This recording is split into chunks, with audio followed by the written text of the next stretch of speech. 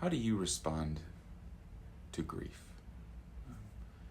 How do you respond to grief in others?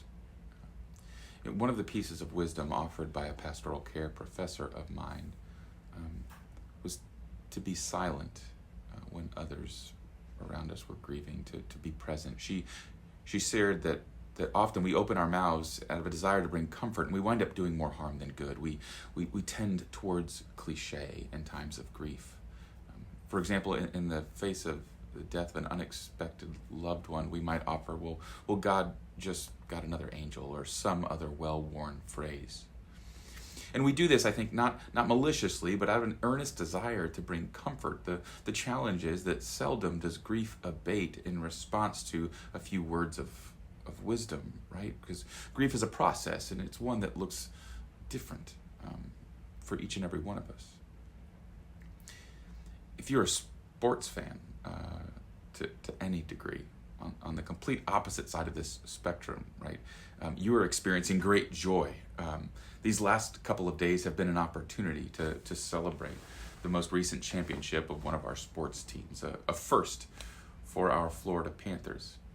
And you've likely seen pictures on social media sent from friends or in one of our local newspapers of the impromptu celebration at Fort Lauderdale Beach yesterday. And my guess is that this will continue in some form or fashion throughout the week, culminating in the parade scheduled for this Sunday. So, go Panthers. Now, as you prepare for worship this Sunday and have a look at the text from 2 Samuel, you will notice a very different tenor and attitude as compared to what we are experiencing currently here in South Florida.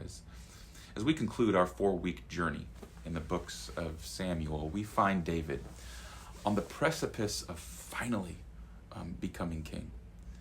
An ascension to the throne that is only made possible because of the deaths of Saul and Jonathan. Our texts for this week serve not as a celebration of the impending ascent, but rather as a lament of the death of these two.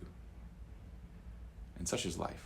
Right? When others are lamenting, we are celebrating some important milestone. And when we are grieving, it is not uncommon to have another in our life in a season of celebration. How do we hold these two together? How do we create the space for both? And what does it look like to love one another well in these very distinct seasons? I look forward to unpacking this together as we conclude our time in Samuel this Sunday. Have a blessed rest of your week, and I look forward to seeing you soon.